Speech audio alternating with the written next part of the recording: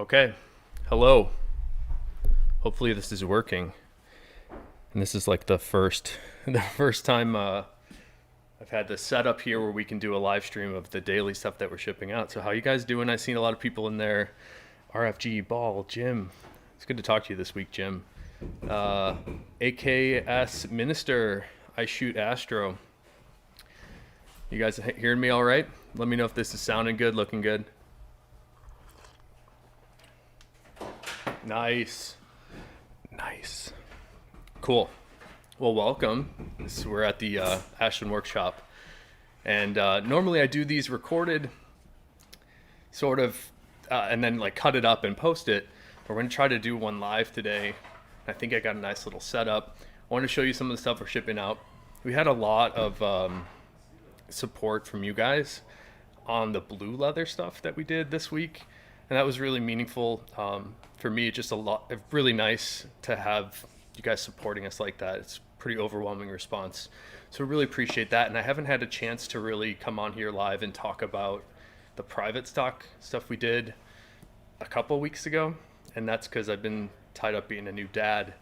But the response we got on the private stock is really encouraging. And it's when you support something like that, I hear you. And it gives us an opportunity and the resources to do more of that. And it's nice to know that you guys are really excited about that, because I'm really excited about it too. A lot of people tell me just by watching these videos, they can tell how much I love the leather. So I think we're sort of relating on that level about the leather, and able to share it together is really special. So a lot of that stuff in the private stock are things that I've just collected over the years, and then the team here sees things that excite them, and then they are making things to their tastes. And it just so happens that we've got really talented people on the team here that are making some pretty special stuff. So it's good to see people are really into that. And then I kind of liked this concept. Was that this week? I'm losing track of time with a kid. But it was kind of awesome for me to put out 10 different blue leathers and to see people pick that up and to be able to show some of the differences in those leathers. So that's pretty cool too. And a lot of people picked up the one shots, which I did some really wacky things, different blue leathers in there. So I'm glad that you guys are able to check those out. But what do you say before we get into questions? We'll do this like I would normally record myself, pre-recorded, doing the daily videos. So we'll get your questions. I got you guys open on my screen here. And we'll answer whatever questions you want. I saw somebody had a good question about splitting leather. That's a really important one to talk about. But I'm gonna make this a drinking leather because I got the coffee here. All right. So let me rotate you around, and then we can take a look at what's shipping. Oh, I also have a marbled blue shell to show you, and I need your help to pick out. We need your help to pick out some laces for these Vibergs right there. So let's see. This is how we would normally film it. All right. Let's start off properly. What's up, Jonathan? I'm back, man. Oh, this microphone stand. Hold on. Live problems. Hashtag live problems. All right, let's do this properly here. Oh, you hear my brother yelling. Yeah, I gotta angle this down a tiny bit more. Bear with me. There we go. All right. Let's see how many times I mess this up. Usually I'll be able to cut out stuff that I that I misspeak on. So hey everybody, it's Phil here from Ashton Leather. Let's take a look at some of the stuff that we're shipping out today. And this is a blue wallet that we had from a blue collection that I released earlier this week. And the response on that has been really incredible. And again, thank you guys so much for supporting us. And it allows me to do more things like this. But let's look at this Fat Herbie here. This is one of the ones that sold out. It's a really cool piece of denim blue shell on the exterior here. And you might not be familiar with the denim blue, but it's much more of a vibrant kind of a aqua blue shade when compared to like the navy shell or the intense blue shells. So that's why we like it for a small leather good. And you kind of want it to start this aqua blue shade on a small leather good because there's no room for it to get lighter. Usually somebody from the footwear industry, you might take a darker navy shell or intense blue and sort of wrap it and form it around a last that will give you a lighter undertone. Some of those vivid tones come through on the intense blue shell, but on a small leather good, you don't really have an opportunity to last it and sort of form it around a mold. And that's again why we like this for small leather goods. I'm trying to move all of our blue shell to this denim blue color, which I really like. I like this a lot, and I also like the raw denim that I'll show you in a second. But what's extra special about this one, we had a customer that was particularly interested, and Tom, if you check this out, this is your wallet. This is for a fan of peacocks. Tom is a big peacock fan, and he noticed the color kind of reminded him of the color of peacocks with the aqua blue on the outside, that denim blue shade, and then this more green shade on the inside. And I thought it would be nice, a little bit nicer, a little bit more special for Tom to hand glaze the interior here. So you get that nice little sheen. And this is the way that the reverse shell kind of naturally wears in. And we're just expediting the process a little bit, just polishing in and finishing in that reverse side of the shell. So this one's really special, and these are sold out. I do have some full denim blue shell Herbies still available, but that's a really nice piece. Let's see what we got next. Oh, this one is really neat. So this is a marbled color 8 shell Capone, and check that out. I really like the marbled 8, and I know a lot of people, maybe it's because it's more novel, but a lot of people have been asking us for the marbled cigar. And you can see on the left side here, this is where the cigar marbled and the marbled color 8 sort of differentiate. You get a little bit more of these burgundy tones on the left side there, on the marbled color 8, where the marbled cigar is much less of that purple sort of reddish color. It's a little bit more like this for the marbled cigar.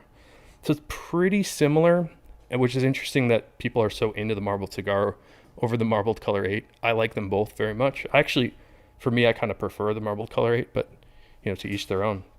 And this is just spectacular marbling on this piece, with a range from the orangey tans to the more brown, and on the left here, it's a little bit more burgundy. Let's take a look. This is also what blew me away. This is marbled color 8 also. Sorry, I have to turn my head around here to be able to see my screen of what I'm doing. I didn't really think that through. But these might look like natural shell on the left and right here, but these are actually marbled color 8 also. And they're the more light sections of the shell in that marbled shell. So this is the lightest a marbled color 8 will go, and then this is sort of the darkest it will go, and all the colors in between. I really like how this one turned out on that Capone. I've actually been wearing a Capone myself for the last 6 or 7 months. Really enjoying that wallet. Take a look here. This is a Johnny the Fox. It's our best-selling wallet, and this is in the all-reverse black shell, and it doesn't look black at all. I know it's quite confusing, but the reverse side of the black shell cordovan is that green color. So if you look in the bill slot here, this is actually the black shell right here. If you flip that around, the reverse sides are this sort of greenish tan shade. And I've always thought this looked really cool. It also gives us an opportunity to show off the ink stamp, which I really like. So a bunch of years ago, I noticed the shells had this interesting look, and it's all random. So I thought, why not make some wallets out of the unintended side? And I'm pretty happy with how they're turning out. This particular color on the Johnny the Fox is our most requested, not stocked item. So a lot of people have been picking these up, and I think they've been turning out really well. We also try to cut the ink stamp into the center there, and then the left and right of these card slots. This is also black reverse, but this is a good opportunity here for me to show you the color range that we expect to see on all of the reverse shell. So it's a little bit darker on the top, and then it kind of fades a little bit lighter on the bottom on the right side. And you can see a little bit more green, a little tan on the left. So I like seeing a lot of that natural range. It's very much random, which I think makes it extra special. And it kind of looks like, if we go back to this Herbie, this is the reverse denim. It kind of looks similar, but you'll notice this particular reverse denim doesn't have much blue to it. but you'll notice they're pretty similar to the black reverse. So that's why I don't really advertise that we do a blue reverse very often unless we have just absolutely crazy dye marks on it. Let's see here. Oh, here's another Johnny the Fox. So this one is in natural Chromexcel. And what's really neat about this one, I don't know what it is, but this is one of the more sleek looking wallets that we do. There's something really magical about the natural Chromexcel on these Johnny the Foxes. And I think it's the matching interior and outside, exterior. That the right word? But there's something magical about this sheen, the luster in this Chromexcel. I think it's really, really cool. And then that, again, that matching interior just sort of sets it over the top. Our team does a really, really nice job on all the edges. Everything we do is waxed and burnished. We've been doing some stained, waxed and burnished edges for the 100% shell cordovan Johnny the Foxes, but I'm really happy with how our edges are going over. And this is, again, I think one of our cleaner looking wallets. Here's another one in natural Chromexcel, but this is the Bugs Moran. This is a little bit more minimalist, more of like a front pocket card holder. I love the form factor on this guy. I just think it fits perfectly in your hand. And what's really neat about it, even though it's so small, it packs a big punch because you can put a bunch of cards on the inside as well as folded cash on these larger 2 slots. So this slot right here, you can actually fold dollars, US dollars, in half, and it will fit very nicely in there and still give you that perfect handheld form factor, and it fits really, really well in a front pocket. So I've been enjoying the Bugs Moran, and we've recently started doing vertical oriented card holders. So instead of your cards going in the left and right, you can actually drop them in through the top. Excuse me, I'm getting a little tired. I gotta wake myself up. I'm gonna take a sip of coffee after this. But the vertical card slots, we're actually just doing by special order only, made to order, which is no problem. We can absolutely do it. We did a pre-order special for a couple selected colors on the vertical card slot Bugs Moran. I think all of those are shipped out now, but if you want something with a vertical alignment, we can absolutely do it. Here's a special piece for David, and this is an irregular Tony the Ant in one of my favorite shell colors ever. This is actually the color 4 shell, and this one is a little bit more red at some angles than most of the color 4 I see. It's a little darker, but I might just be misremembering. But the color 4 is really beautiful. It's sort of a medium brown with reddish undertones. And then some angles, a little bit more of these like caramel shades come out, which I think is really, really neat. So for a bunch of years, the color 4 shell here was my favorite shell color. And now it's number 2. I just love the amaretto too much. I just think that like vibrant orangey tan shade in the amaretto is really special, but the color 4 is, it's a classic. This is actually the owner for Horween Leather, his favorite shell color also, for what it's worth. But it kind of doesn't matter. It's like whatever you like is what the best is. But this one is going to David. And I did an interview with David in December, which is not released yet, but you can look forward to a chat with him. He has a YouTube channel called The Vintage Future, where they do a lot of boot reviews and clothing reviews and just chatting about boots and stuff. That channel is definitely worth checking out. This one's going to David at The Vintage Future. So check out Vintage Future on YouTube. I enjoy his channel personally. I've learned a lot about shoes from him. But this one's heading his way. And we got 3 more wallets to show you. And David actually sent me a few laces that I'd like to get your opinion on. Maybe we can put it to these Vibergs behind me here. But the next one here is another Johnny the Fox. Again, Johnny the Fox is a best-selling wallet. I think that's because people see this style and they imagine that this is the wallet that they would imagine when they hear the word wallet. It's very much a traditional and sort of classic style. And we're making it even more classic on this guy on the outside because we have the color 8 shell on the exterior. And check out that luster. Really sweet luster on this particular piece of shell. And we sort of made it like a mullet wallet. We're sort of business on the outside and like a party on the inside. Check this out. This is another reverse interior, but this is a color 8 reverse.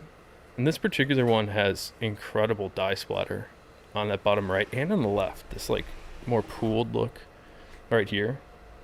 that is a really sweet Johnny the Fox. Looks like we got a Horween ink stamp in the bill slot here also. So that one's really cool. We do those by special request. I think we've done some small batches of those in the past. And here's another wallet that's surprisingly popular to me. I guess I'm not much of a minimalist. I'm like more of a maximalist. I love the Fat Herbie. But many people have been picking up the Frank the Enforcer, and in particular in the black shell kind of recently. People are really into this guy. And I think it's because it's just so minimalist. And maybe with the pandemic, there's not much use to have a lot of cash. Hopefully this focuses a little better. So I think people are moving a little bit more minimalist and a little less cash, a little more cash free, you could say, in the pandemic. And there's something about the black shell that I've been talking about in these videos for a year now. There's something really magical and sleek about the black shell cordovan. I just love how the light bounces off of it. Anyways, on the front of it, there are 2 card slots. You can fit cards on the front, and there's also 1 card slot on the back. The interesting thing about this guy is this larger slot in the center here. You can actually fit, again, US dollars folded in half. So if you do want to carry just a couple bills, you can put it in the top here. Something interesting to observe about all the wallets that I do is there's sort of a zero-sum game between the amount of cards that you can put in the wallet versus the amount of cash. So if you have a ton of credit cards on a Tony the Ant, for example, and you really load this guy up on the inside, I've noticed that it's a little harder to hold more cash on the outside. So that's where the zero sum I'm talking about is. If you have a lot of cards and a lot of cash, I recommend the Fat Herbie. Something like this, the more cards you put in here, the harder it's going to be to put cash on the inside slot. And actually the original design for this was a little tighter and more narrow. We sort of shrunk it in because I wanted the smallest form factor possible. But when that was that small and you put more than 1 card in each slot, it's like it expanded it out this way, and it made it really hard to fit cash in the center. So we modified it a little bit to make it just right. And again, just super nice edge work from the team here. And let's take a look at the last guy. This is another blue piece, and I mentioned it a little bit earlier. This is the raw denim, and we did some raw denim foxes in the small batch stuff this week, and those sold out first. Other than the private stock Frank the Enforcer we did, I think people are really into the raw denim. I actually had a phone call with Skip Horween yesterday, and he's encouraged to see how many people are into the raw shells. So he's going to try to make us some more, so we can make more of those Johnny the Foxes. A lot of people have been interested in it. So we have the raw denim. I like the raw shells in general, in every color that I've seen, for a couple reasons. So if you're looking for patina, all the raw shells will give you the most potential to develop a really dramatic patina. And here's what that means. That means 2 things in my mind. It's going to develop in luster. So you can see it's a little bit dull to start here. It has a nice little sheen to it, but it's not nearly as bright and shiny as David's Tony the Ant here. And I see you in the chat there, David. Thanks for coming to hang out. This is your Tony, and it's beautiful. Actually, this one's an irregular, but I don't know. Our irregulars are pretty nice. Anyways, with the raw denim, you're going to see that luster change. Starts off dull, gets bright and shiny. The other thing that changes is the color deepens and darkens, especially on something like the raw natural, where you have a lot of room to get darker. It starts to get a little bit more golden brown just with normal use. And I just love the experience of something changing with my personal style. It's the same way that your raw denim might wear in. That's how I feel about all the veg tan leathers just generally, but the raw shells in particular have the best patina development that I have seen. So I think it's really special for that reason. So raw denim is really cool. Got raw natural.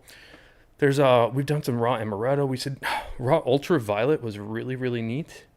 So actually the other thing is I've never seen a raw color 8.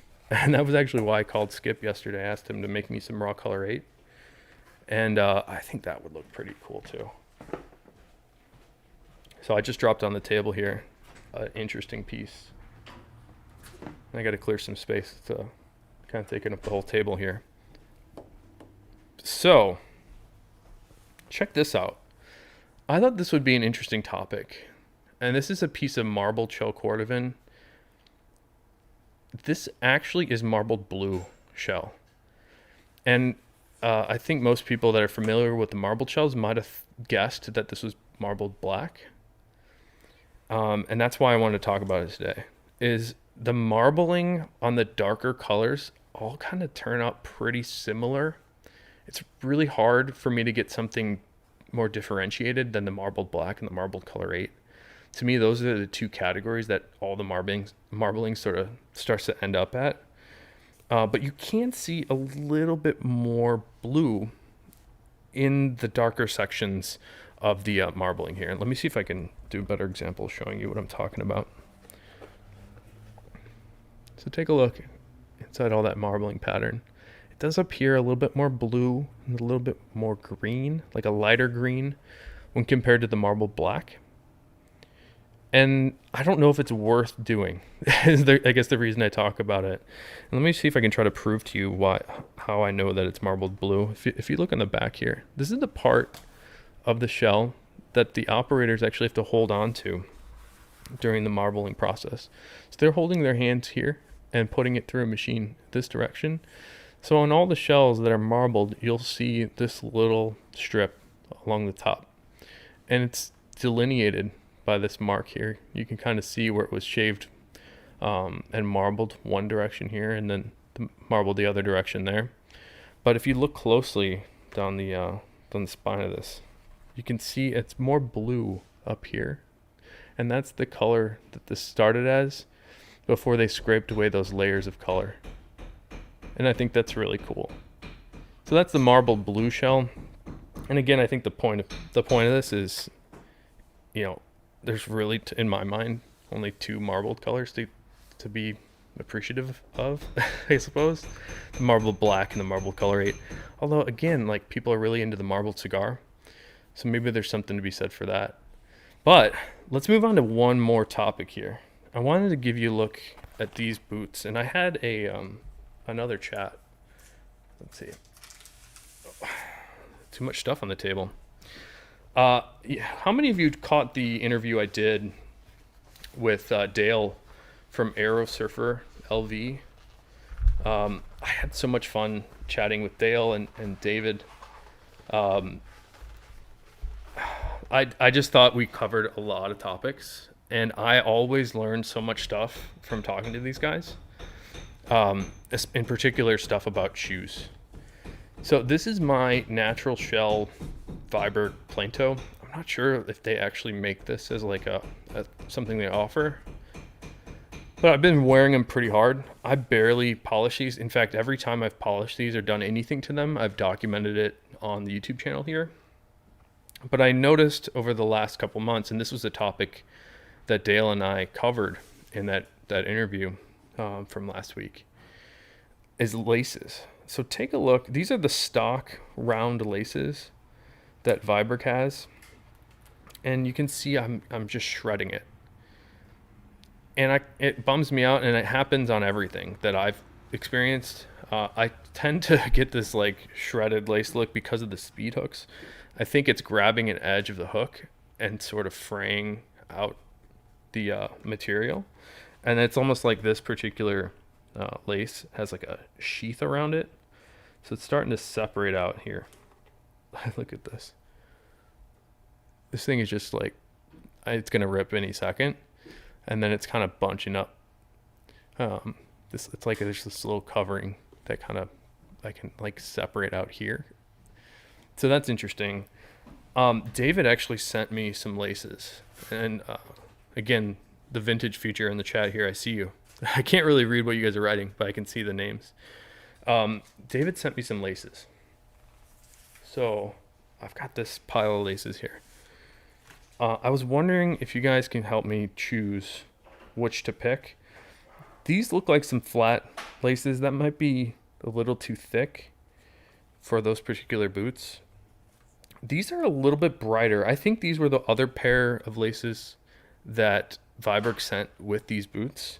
And I like the way that they look. They have like a little bit more of a luster to them, which I kind of like. I actually think they look really nice. So if you weren't here, I probably would have chose those. But there's also these 3 from Guarded Goods that David from Vintage Futures sent me. And this is not the first time that Guarded Goods has been suggested for laces in my direction. And I put a pair of green laces on my brown Chrome Excel indie boots that I really enjoy how those look. I'm wondering if I should try one of these on these natural shells. I think the green might be a little too loud, but that looks pretty cool. And these are flat. These are flat laces. Excuse me. The brown ones are flat. These are more round. So I've got a round brown and a round green. Do they show here? Focus.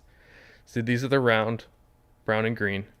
And then there's this flat brown, which I kind of like the flat ones. And then I've also got these flat ones. I think these are from Alden or something. I'm not sure what these are. David may have sent these too. And then here's the other ones that I think Viberg sent with the original pair here. Look at that luster. It's pretty cool. So my thought, I like the green. Yeah, maybe I should try that. I like the green, and I like that they're round. I wonder if on the speed hooks that these flat waxed are just going to get caught and just ripped apart.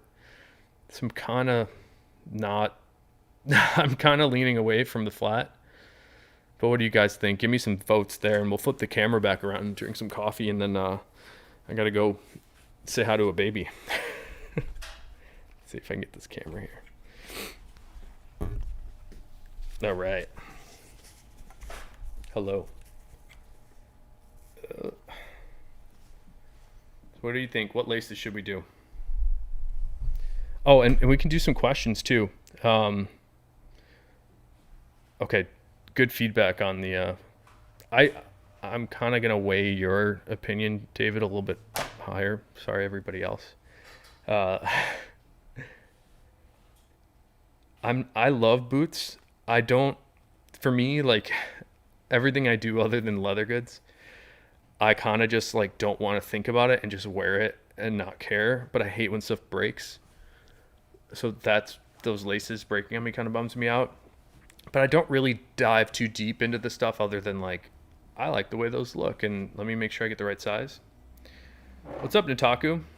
Green. All right, too many people are saying green. One person brown. And I'll go back here. Anybody that's got questions, let's chat it up. Maybe 15, 20 minutes here. So let me skim back through here, see what I missed. All right. Jonathan Lux, Jim Wiles, Nataku. What about the psychedelic shell key fobs? Nataku, I ran out of shell. We cut everything. We tried to really maximize that to get as many wallets for more people. And I think even with that, we weren't making full psychedelic shell items. We were trying to maximize the amount of product we could get. So even with that, we weren't able to make more than like 6 wallets. And then I didn't really have even the pattern. It's a tricky game with cutting leather. So we tried to maximize it as much as possible. And even on the nets, the leftover leather, I only was able to cut 1 watch strap out of it. And those are, you can imagine how small a watch strap is. There was nothing of interest left on those shells once we were done cutting them. So the good news is Skip Horween is quite motivated, and he's really impressed with the response about the psychedelic shell, which is amazing to have him on board because he's very motivated to make it again. So I know that he's working with the cordovan finisher over at the tannery to make some more of that, and he's super pumped up. Like, he wants it for himself. So he told me to give this quote. He said, I want one, and I'm not going to have one for myself until we are able to produce it in production. So he's very motivated to make it. So I wasn't able to make those key fobs. I'm sorry. How was your natural shell wearing, Phil? If you're meaning my natural shell Vibergs there, I like them a lot. I've also got a natural shell Herbie that I haven't worn in a while, but man, that wore in super well. It was the raw natural. I love the natural shell Herbies in particular.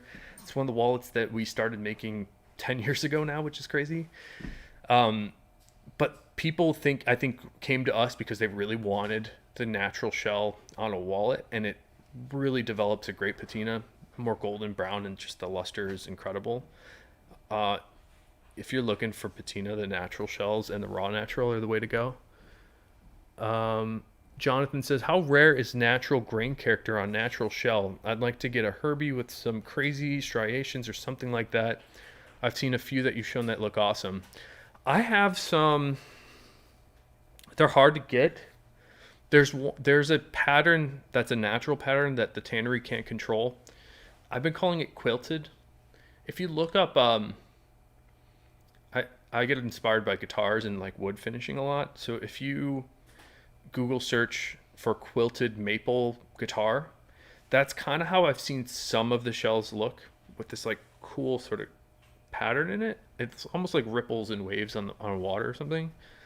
That's really special. And those again, like they can't make that. That's just sort of in the hide.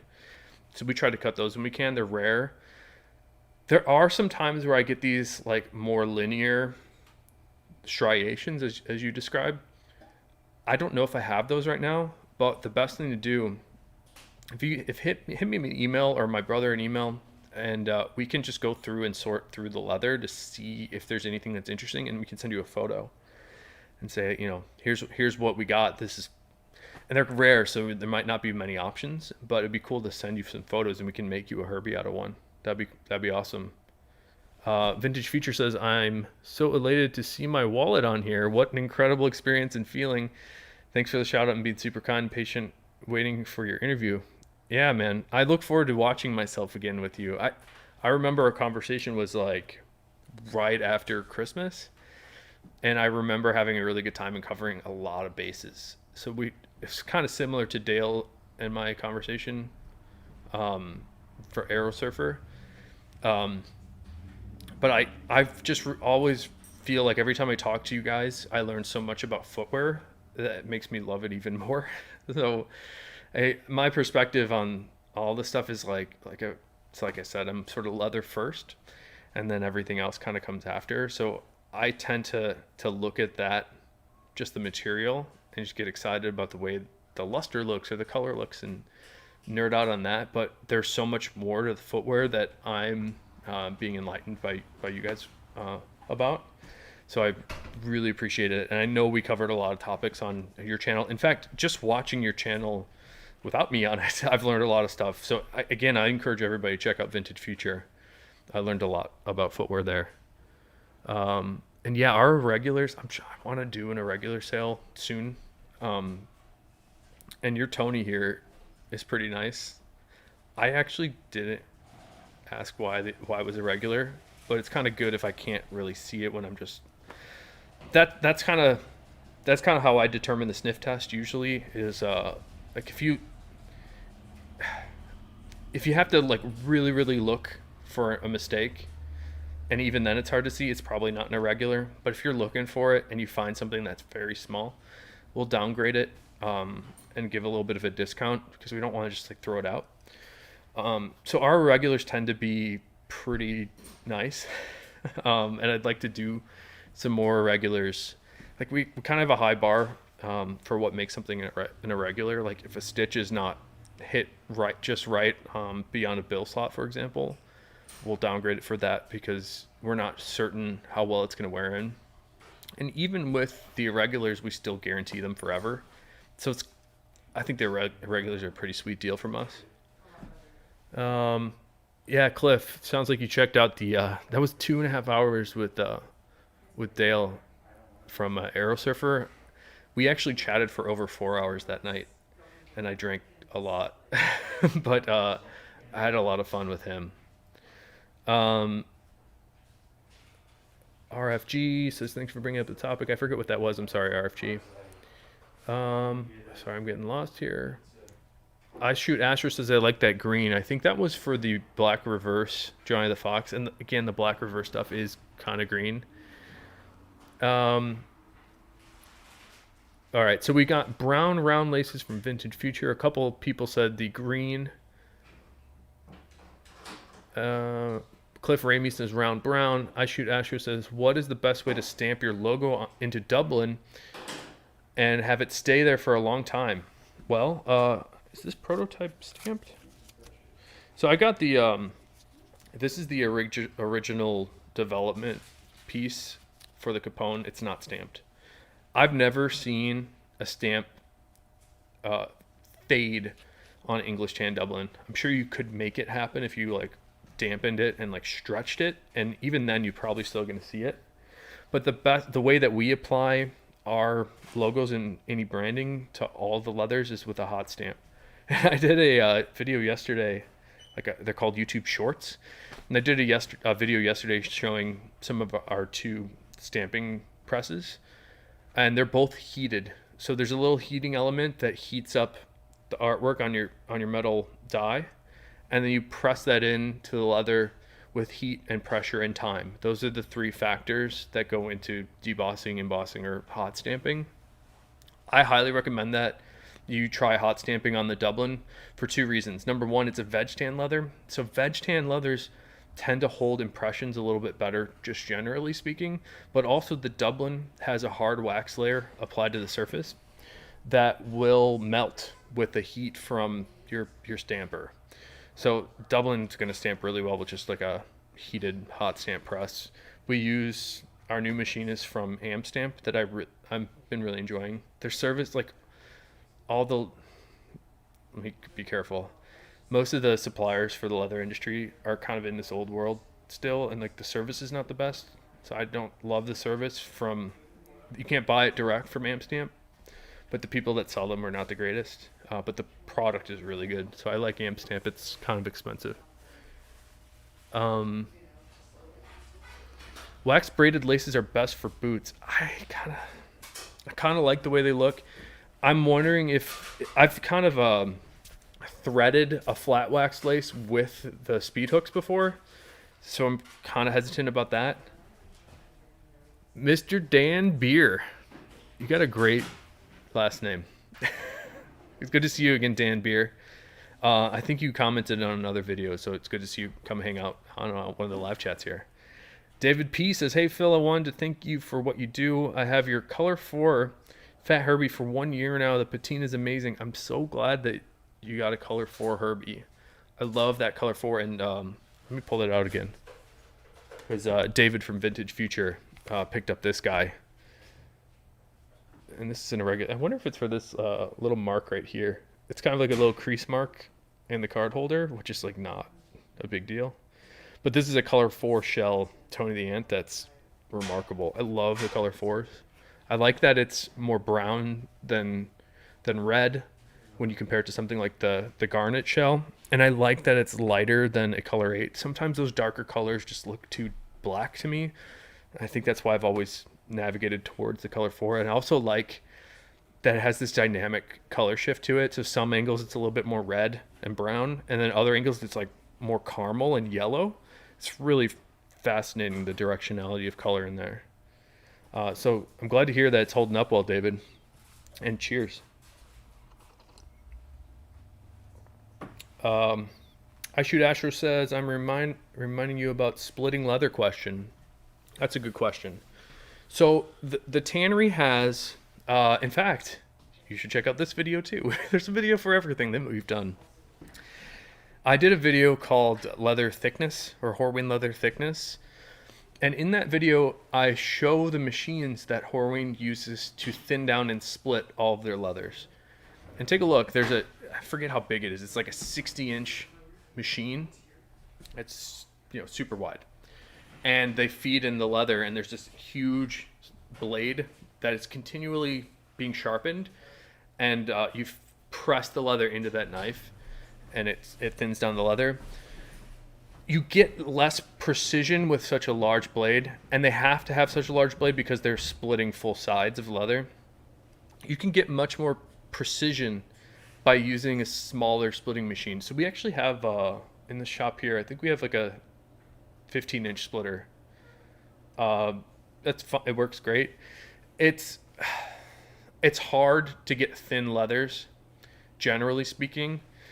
So my best advice would be to do what I did, which is when we need thin leather, we buy horse hides, and in particular, we buy horsehide latigo, which it's hard for me to suggest because you have to buy thousands of feet of it,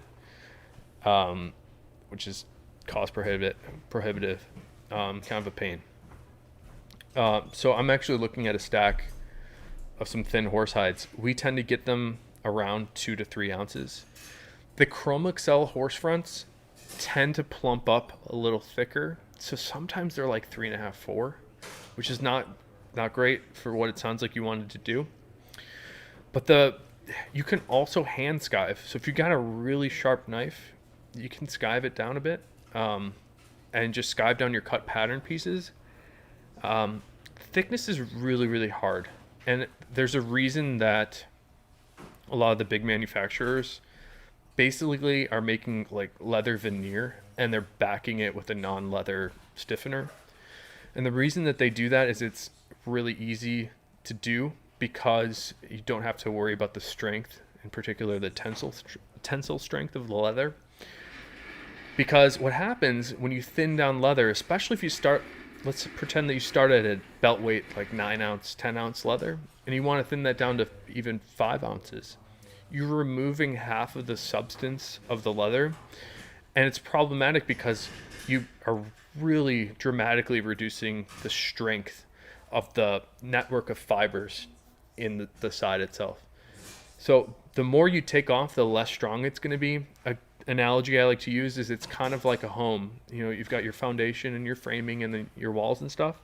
That's kind of how the network of fibers work in the leather itself. So if you split off the bottom layer, you cut out your whole foundation, there's nothing for the rest of the house to sort of sit on and bind on. So you get more ripping, and you'll get more stretch. It's just generally worse. So the best advice is to start with a hide that is approximately close to the final thickness to where you're going to be, and you're never going to get that, but you need to be as close as possible to start. So you never want to split a thick thing down to thin, for that reason.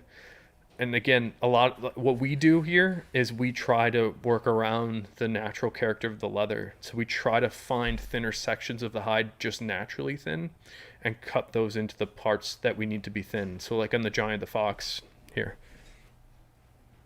Jim's back. What's up, Jim? On the Giant the Fox, we have a hard time making a lot of these because we need naturally thin pieces for these parts. You can see, we've got all those layers of leather. There's like 10 layers of leather in here, and it's still quite thin. And it's for that reason. We don't split down any of these parts. We just cut them naturally thin, and the shells are randomly thick. So it's a bit of an art and a science, and a lot of thought has to go into it. Having said all that, you can buy a splitter and split stuff down. You just need to be aware of some of these challenges that might be around it. So that was a long answer, but that's a really important topic, which is why I made the YouTube video about it. I think we talk about it in that video also. Andrew England, what's up, Andrew? Who says, loving my new Frank the Enforcer. Thanks for personalized videos. That was a nice touch. I'm glad you said that, Andrew. Somebody got the first time I've ever had negative feedback about like a personalized video that I sent somebody was last week, and they thought I was like being rude. They thought it was like too obtrusive to send them like a personal video. But really all I'm trying to do is just to follow up to make sure that, you got what you wanted and to offer a hand. If there's something that's up, I want to make it right. So that's, to me, like the most pleasant way to be approached from a company. It's like the owner reached out to you personally. So it was like kind of bummed out that that guy didn't like it. But I have all the best intentions. Like I'm just trying to help. Jeffrey Sheck says a personal question. All right, give me a sec.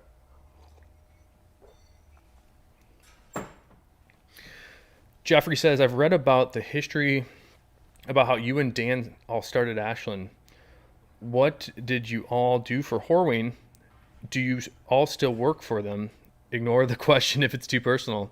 That's not too personal. I went into this conversation or this topic in a conversation I had with Dale at Aerosurfer LV on YouTube. You can look on my channel here. It's called Real Boot Talk.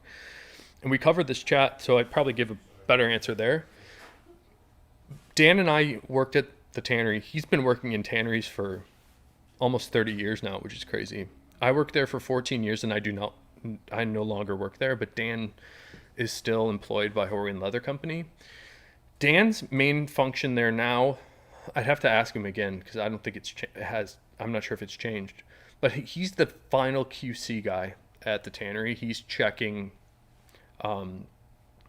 he's not checking every side individually, but he'll make sure that he has like people that will do the final sort with him, and he'll check all the different specs. Thickness, is it waterproof? Is the color right? Which is probably the biggest challenge, is color. Is the product correct? So Dan's very, very knowledgeable, and he's sort of the last guy to approve stuff. He's also, he's the tanner when the tanner's not there. He'll run all the production, schedule all that out. He'll schedule out mills. So Dan's kind of a big deal. He does he does a lot of stuff there, and hopefully Dan doesn't watch this so he doesn't get a big head. But Dan's a critical part of the tannery. What I did there was sort of the same thing, but from a different direction. I was trying to create systems that would help the tannery run to make the best product possible, but also very efficiently. So I would create things that are, in manufacturing, you'd call it a process traveler. We would call them tickets, which is, who's the customer, what's the item, and what are all the steps that are involved to make it, and then create a system to track all those steps that are being done. So when a customer calls and asks, where's my leather, I can give them a good timeline. And more importantly to that is to be proactive and try to make sure stuff was shipping on time without a customer having to ask. So that was a lot of my job there. Towards the end of the last 4 or 5 years, I oversaw most of the new development and samples. So I was working a lot with the sample finishers and the salespeople to help implement customers' visions into like a real leather. So that's what I did there. That's a good question. ETA on next irregular shell, a week. I'm trying to get it next week. I am hesitant to give like any firm dates for like probably the next year, just because I'm a new dad, and I think maybe slept like 3 or 4 hours last night. So it's been a challenge. I mean, the focus obviously has to be with my family now, but I love this, and this helps keep a roof over my family's head. But also, we've got 9 people here at Ashland that need to get a paycheck. So I want to make sure that I'm still doing a good job for my home family as well as the Ashland family here. So yeah, I don't want to give a firm date, but my goal is to shoot for next week. I'm looking at the calendar right behind me, and we're shooting to have them start getting stuff ready on Wednesday next week. So I'd imagine by Friday or the weekend we'll have another irregular deal. And I'll do, I think, this fairness thing where I'm doing like an announcement beforehand. I'm going to do a preview video, and I'll give you a time when we're launching it, so you have a fair opportunity to pick something up.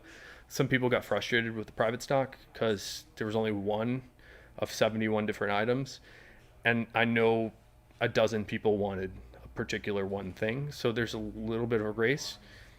It's not the best, but it's the best that I can come up with for the moment. I realize it's an impossible challenge to make one unique piece for multiple people. So that was why I tried to do so many different products, is to give you more options. I probably should have covered this in a live thing earlier, but we actually ran into a problem with the last private stock because I did not know that my website could only handle 50 products on one page. So we actually had more products than the website could handle. So we're never going to do more than 50 again. And we might do like multiple private stock events like in a month instead of just like one huge one. And the goal right now is to do one a month for private stock. That's right now I have nothing made, so it's a challenge. We're hustling to keep it fresh and keep stuff exciting. Jonathan says, is Tiger thread better than the thread you use for your wallets? Well, better than, let me give you the simple answer is no, but the long answer is it depends. So I put my money where my mouth is with our stitching. If a machine stitch that we do ever breaks, I repair or replace the wallet for no charge. Technically, a thicker piece of material is going to be stronger, but we're talking about hundreds of pounds of pressure for both of them. So you're never going to have the amount of torque on the stitches that we do to break it. The only thing that will break, and I've actually had hand stitch stuff break in the same way. They broke at the same time. So people will say that hand stitching is more durable. That has not been my experience. I have a pair of 12-year-old hand stitch moccasins from Oak Street. The hand stitching broke as well as the machine stitching broke at the same time after 12 years. So it took a long time, and they're still repairable, and that's something that I would repair. To me, the long story short is for me, the only reason to get the hand stitch stuff is, for me at least, is if you really like that thicker thread look. It's much more pronounced. It's a lot more in your face. I like it. Sometimes it's a little bit more of a casual vibe. But you can definitely get some really cool looks. Like we've been doing the orange tiger thread, and it's cool looking. It's really neat. The blue tiger thread's really cool.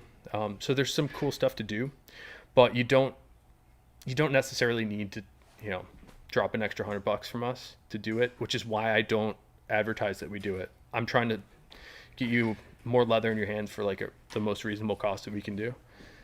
Dude, did somebody give me $5? Man, thank you. I'm buying lunch tomorrow or Monday for people. That was really nice. I got to scroll down to whoever did that, but thank you so much. I'm sorry, I lost my place. I shoot Asher what kind of answered Jonathan. He says tiger thread is for hand stitching. It's what I use. He shows with the machine using strong nylon thread. That's correct.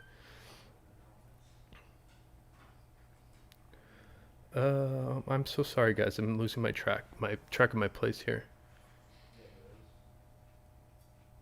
Oh my God. Gig is here. Gig says, Phil, as usual, I enjoy your live updates. Can you tell me if you hot stamped or embossed, or what technique you used on my natural cordovan watch strap? Best regards, as always, Gig. We don't. I forget what your strap is, to be honest. We don't hot stamp our normal straps. So I'm imagining you probably got a debossed or embossed pattern from Horween. They do that Western texture that I love. The most famous texture that Horween presses into the leathers is the football and basketball texture. So that probably answers your question. I think they probably embossed it because we don't normally stamp our watch straps. However, this was a private stock I kept for myself from also a year ago. This is an Apple Watch band in the, here, let's see. So I stamped that. That's a hot stamp on the wrong side of the Dublin on the inside of the strap. So that's what a hot stamp looks like. But if it looks like a big texture through the whole strap, it was probably embossed from Horween, right from the tannery.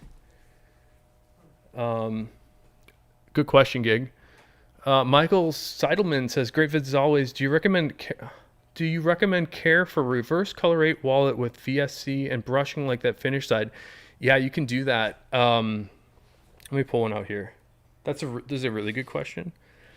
So this is reverse color 8. When this wears in, you'll start to see little scuffs and scratches. Ooh, here, listen to the veg. I love the veg sound here. It's kind of fun. Anyways, I got sidetracked. These will get a little bit scuffed and scratched. It can kind of look a little bit dull, but the best part about the reverse shell for the inside of a wallet or even the outside is you can really fill in the reverse side quite well with just water even. I did another video called Reverse Shell Cordovan where I demonstrate how you can take a little bit of water and the backside of a spoon and just sort of rub in the leather, and it will fill in the grain layer of this reverse shell. So you can do that. You can also totally do it with Venetian cream. VSC is Venetian shoe cream. And you can totally fill it in with that too. It'll give it a little bit more fill when you use a waxy polish like the Venetian. So you can totally do it. And I actually really like how that works. It kind of is like how we hand glaze reverse interior sometimes. So that's a good question. I Shoot Astro says, okay, follow-up question. I'm making a 4-pocket bifold. Is 3 to 4 ounce okay for the pockets? I just ran out of my 4 to 5 ounce Dublin, and that worked, but not more than 3 layers and with a good amount of skiving. Yeah, you can do here. So remember how I mentioned that Chrome Excel Horse is like a little thicker? This is Chrome Excel Horse on the inside here, which is super nice. But it's a little thicker for the whole wallet because, like I mentioned, those Chrome Excel Horse fronts sort of plump up in the mill. So what we do for our wallets is we like to use about 4 ounce for the exteriors of most everything we do. And then if it's multiple layers like this, we try to get to 2 or 3 ounces. If you're doing just a 4-pocket, you probably be able to get away with a 4 ounce leather for everything. And that's a pretty good question. Does cordovan cream prolong the life of the shell, or does it just give it a nice luster? It doesn't prolong the life. Don't worry about your leather. All the stuff from Horween is like overly nourished, like in a good way. It's just like in the way that some products are over engineered. The Horween stuff is just filled with so much material that it's gonna look great forever. It's not gonna dry out. It'd be really hard to dry it out. If you do see your leather start to look hungry, I would call it, we sell a product called Tanner's Blend, which is a conditioner that was made for Horween leather by the tanner of Horween leather. So I prefer the Tanner's Blend to condition stuff to give a little bit more longevity to a leather product. But having said that, I don't think you're going to need it unless you're leaving it out in the sun, or like somehow the leather's being aged in a not normal way. You're probably not going to need to do anything. The things that will also dry it out are things like soaps. So if you put your leather in the wash, you're going to need to condition it because that's pulling out all the nourishing fats that were tanned into the skin. And you're not going to want to have that not conditioned. So basically the cordovan cream, we put a finish of cordovan cream on everything you just saw in the video here. Every shell piece, we apply a piece of, or an application of the cordovan cream from Saphir. And it gives a nice little fill and a nice luster. We like it. In our shop, we actually prefer it for our process over the Venetian. Having said that, Horween has been producing shell cordovan at the tannery for over 100 years, and they use Venetian cream in like a glass rod. So you can get a good result with both. I've gotten good results on these Vibergs, actually. You can, if you search water polishing leather, I just polished these with water and a brush, and they looked great. So you might not need much of anything, and that's the best place to start. Is the less stuff you do, the better, is my opinion. Yeah, Andrew, I like doing those personal videos. So I was a little, I sometimes take stuff too personally because I maybe care too much, but I just don't like upsetting people. So they kind of bummed me out. And everybody in the shop here got a good laugh at my expense. RFG says videos are a nice touch. I'm glad you like it. Jim, Phil is the nicest guy on the planet. Oh my God. Why would anybody be upset with the follow-up? Yeah, my theory is they didn't actually watch it, and they just saw, like, Phil sent you a message, and they just, like, didn't bother to open it. AKS Minister says, ignore the offended guy. When I purchased my wallets, love the personal touch. Yeah, I'm going to keep doing it. It's what I would want. So I feel like if I could take it, they can too. Jonathan has a good question here. Why exactly is shell so expensive? Sorry, I'm asking a lot of questions. I love the questions, by the way. That's why I'm doing this live, is to be able to talk to you. But shell is expensive for a couple reasons. The biggest two reasons are, number one, you have to buy an entire skin of a horsehide, which is 50 square feet in order to produce maybe 4 or 5 square feet of cordovan, which is crazy. Like you're getting 10% of the hide just like going to shell. So it's expensive from just the hide, but also it takes 6 months for the tannery to produce it. I have never done the count of how many steps. There's got to be 120 different steps that they have to do to the shell to properly produce it.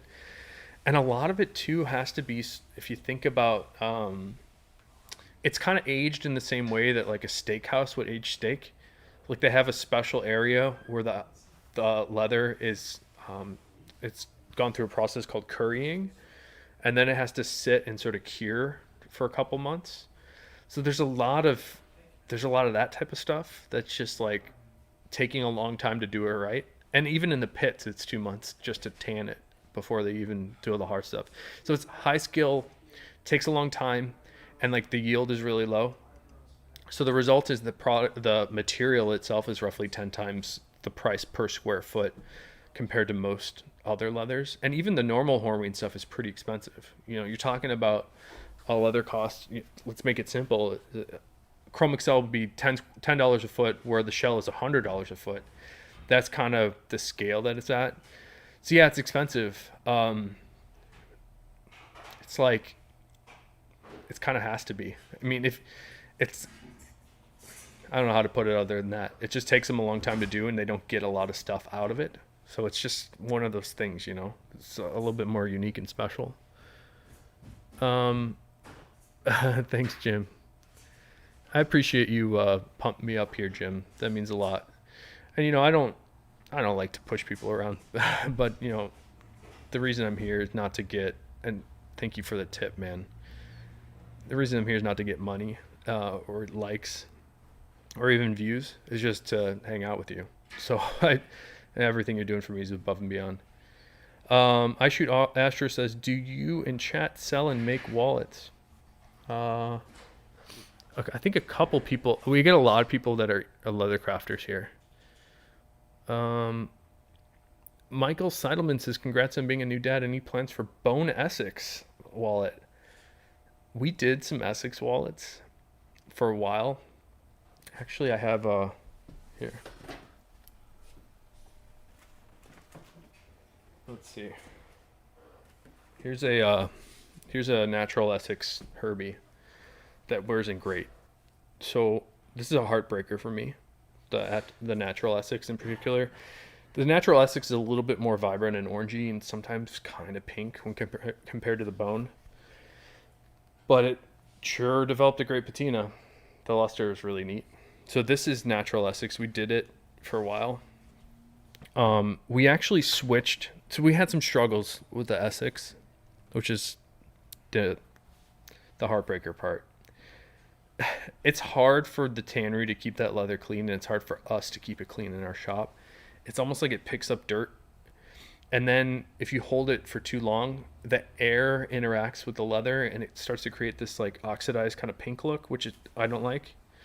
So we moved away from that and moved to this leather, which is a leather from Horween called Stockyard. It's very similar to the Essex. It's a little bit more compact and less fluffy when compared to the Essex. It's a little tighter, or more dense, I should say. And the other thing is we had this color made, which is kind of like I suppose like a bone that you're describing. We did this because I wanted to improve on the Essex, and I wore this wallet for a year and I loved it. It seemed like people weren't really into it. From us at least, we weren't selling a lot of them. I mean, I think we sold everything we made, but they just didn't seem as interesting to people. It's something I'd like to do again. In particular, the natural Essex. Like if I can find a way to keep it clean and not oxidize, I'd like to do that more.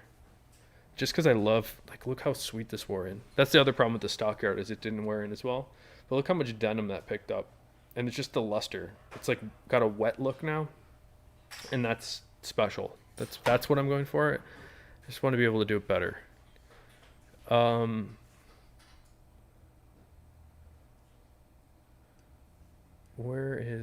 so sorry I lost my place again.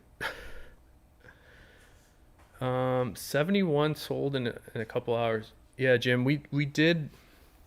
Maybe I hyped it up, or maybe just the products are really special. But I was actually I had to bring my wife to the ER, and then while she was in the hospital, I made that video for the private stock stuff. It was the only chance I could get, and I was like feeling really weird when I did. I was kind of bummed out, but I don't know. Maybe it didn't come off that poorly, but people were really into that drop that we did. So again, it's like when you guys support us like that, it lets me do it again, and we can do better stuff and keep going with it. Man, I Shoot Astro. What was your name before I Shoot Astro? But thank you for the tip. I've never gotten a tip before from you guys, Jim and I Shoot Astro. Man, that's so nice of you guys. It's really cool. And I appreciate the encouragement.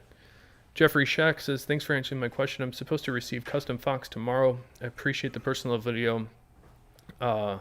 Once again, I'll reach back out on my 5-year-old Fox to repair some stitching. No problem. That's something I would be happy to do. And that's what we guarantee. We'll repair anything. Ali Huss says, hey Phil, how do you feel about shoemakers like Alden finishing shell with an acrylic layer? I don't like it. Should I just stop right there? That bothers me a lot. And actually, I did an unboxing video of these Vibergs, and that was the first thing I noticed is they're putting some wax on it. And I can see it right. I'm looking at them right now. You can kind of see it come back out when they're worn in. It gives it this, and like maybe some of this is a little bit of dust, but it gives it like a sort of cloudy look, especially where the toe creases. You can see those waxes coming back. I don't like it. I mean, the reason that there's a reason they do it, and it's the reason that we don't have to do it. Okay, let's see if I can explain this.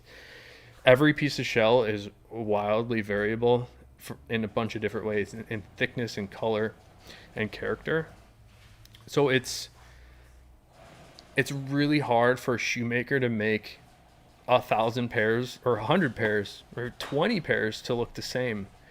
So they are forced to craft the shoe and then finish it again because it creates a more consistent look, and that's what their customers, who are wholesalers and retail stores, that's what they're expecting. Because if they order color 8 and it's a little bit different every time, it's a struggle for them to do a few things, like to take photos and put up new products on the websites, or even for them to be able to sell it correctly.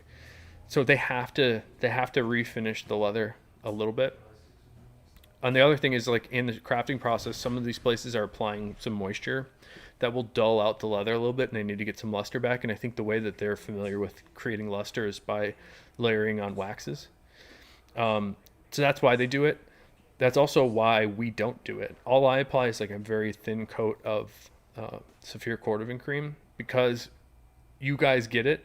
Our customers tend to understand, like, this is a real thing that's natural and it's going to be a little bit different. But the other thing is like, I will take photos of everything we do, and if stuff starts to fade, it starts to trend in a different color range, I'll just reshoot a new photo. So we have a little bit more flexibility being a smaller company, but I don't like that they put so much wax on it. Andrew says, love the sound of veg.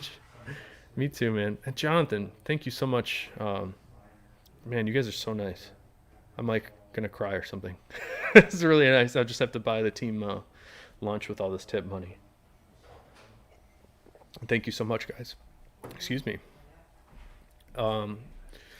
AKS Minister says, hey Phil, have you ever made a custom ticket holder, driving license holder with viewing window and shell? I haven't. Well, we've kind of done some stuff. I've strayed away purposefully from the plastic card windows because they break, and most people, that's like the first thing that breaks on any wallet. So we haven't done that. I would consider doing. We've done some windows before without the plastic. That kind of works, but like, I've never been to a place where they're like, hey, just show me your wallet with the card in it. It's like, always take your card out. So I kind of don't maybe I'm imparting my own personal taste on stuff, but it's like I don't see a reason to do a window. But there might be some stuff, so we could do it. We just don't. I would consider doing it if enough people asked, for sure though. Jim Wiles says, "What's the next gangster name? Don't say Slim Jim." That's funny. I've got a book here. Skip. Here. Oh. All right. Yeah. So Skip Horween gave me this book because we like to talk about gangster names a lot. I haven't read it all, but it's like old documents from, gangster time, and it's just like photographs of, these old documents, which is pretty cool. So some of them have names on the top. So I can't read this, but like Ralph Bottles Capone here. So this guy's name. Oh my God, Ralph Bottles Capone. So there's some fun gangster names in here that I haven't fully thought out yet. And for me, I like the ones that are like blank the blank, Tony the Ant, Johnny the Fox. I think those lend themselves to wallets a little better than like me just calling it bottles. So I don't know what the next one is, but I got to get to work on that. We do have some new developments coming through. So I'm going to have to come up with some new names. Slim Jim. We could do Slim Jim. But no, you don't want that. Okay, no Slim Jim. I Shoot Actress said, I've been working with Dublin for years and it's so amazing, easy to work with. It really is. Shell is actually surprisingly easy to work with in my experience, although it kind of will scuff and scratch pretty easily, but it cuts really well. I Shoot Astro says, what stitching, and thanks for that tip, man. You guys are amazing. What stitching iron do you use, Phil? I have some basic 5mm weaving stitching irons that look well. We don't use them. We got some secrets. We don't use any of those. We use an awl. Thanks for explaining about Essex. The stockyard looks great. Thanks, Michael. I kind of like the Essex a lot. We're going to finish it up here soon. So Ali says, thanks for answering. Any other shoemakers we should keep an eye out for that finish on? I believe Carmina doesn't touch it, for example. In my experience, I don't have a lot of experience with the Carmina, but they do look pretty natural.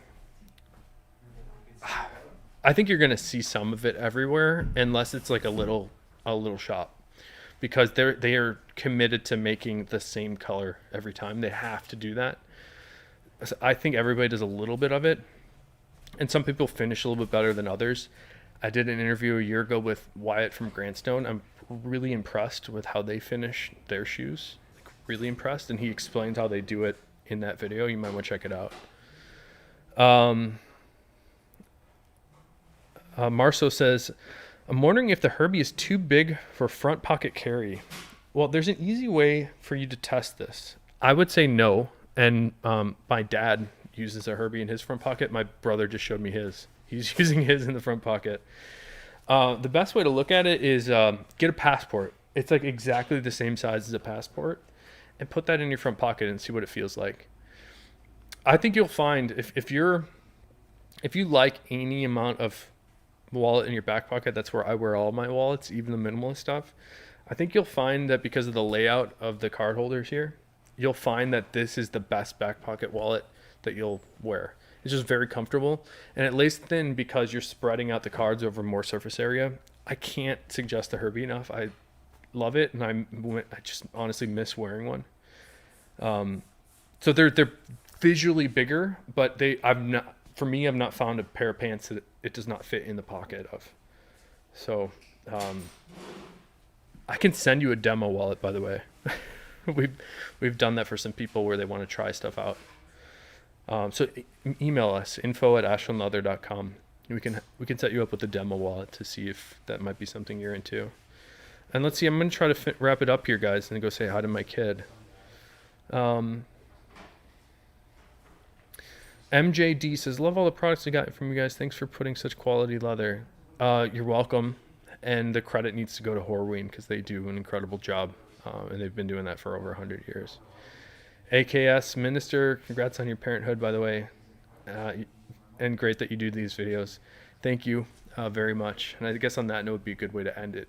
So I like doing this. It's probably a little longer than I normally would want to go, but I think we can do videos like this on a more consistent basis for stuff that we're shipping out. I love the idea of being able to order something online and then seeing it before I get it, that sort of excitement. And then kind of immortalize it on the internet. We can create a daily video like this, and I think it's decent enough quality to be able to see how the stuff looks. So I think it would be good for me to continue doing these on a more frequent basis. I'd like to do those daily videos in a live format.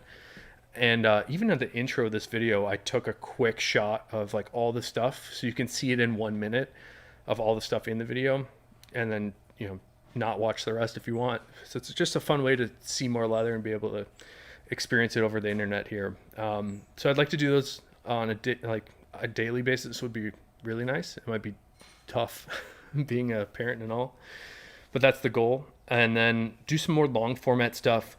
I got the tannery I can basically see from where I'm standing right now. So I'd like to do more content over there. I'd like to do more content showing how we make stuff in the shop. I'd like to do more content just about leather in general, like more details about what I see in it. So those are the other types of things that you see on the channel. And I'm going to start experimenting with the shorts stuff because I know there's a lot of leather crafters here. So it'd be interesting for me to show you like how we do some of our stuff, and maybe you can learn a bit and try it out.